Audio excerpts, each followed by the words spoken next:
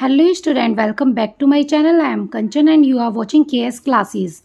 आज हम BA political science में अमेरिका की व्यवस्थापिका के बारे में पढ़ेंगे और ये हमारा पार्ट सेकंड है। इससे पहले जो अमेरिका के दो सदन है, प्रतिनिधि सभा और सीनेट, तो प्रतिनिधि सभा के बारे में मैंने आपको पार्ट 1 में बता दिया है। तो मैं पार्ट 1 की वीडियो अपलोड कर चुकी हूँ, अगर आपने नहीं देखी तो आप उसे देख सकते हैं।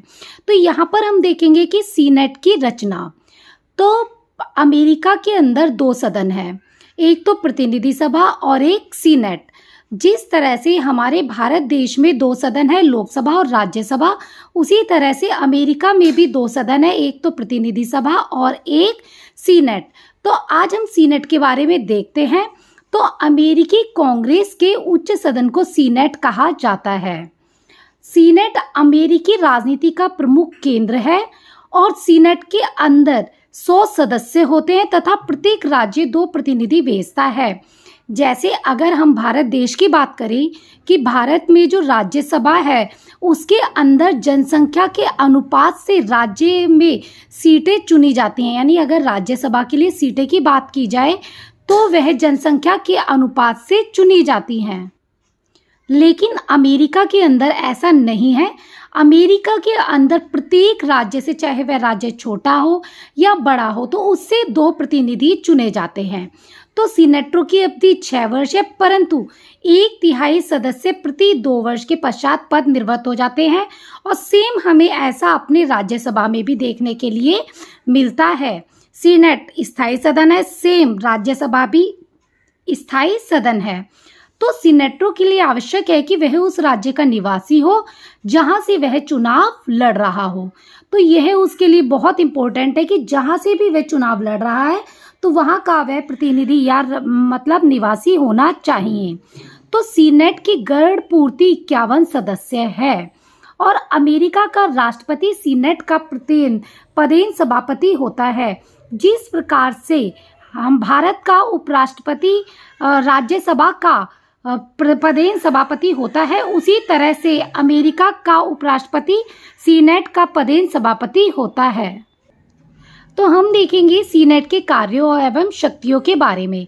तो आप सभी को पता है कि जो भी सदन होता है तो उसके अपने कुछ कार्य होते हैं और साथ ही उसकी शक्तियां होती हैं।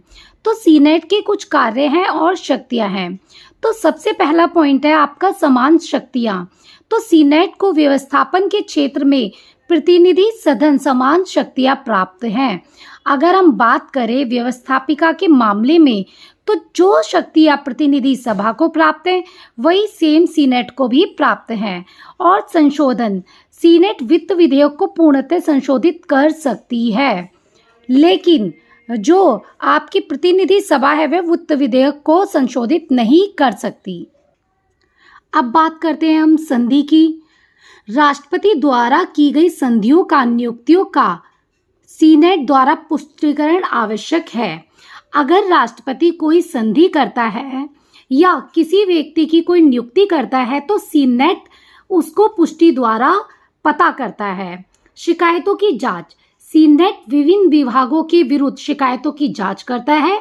और युद्ध की घोषणा की अगर हम बात करें तो उसकी स्वीकृति भी सीनेट द्वारा आवश्यक है।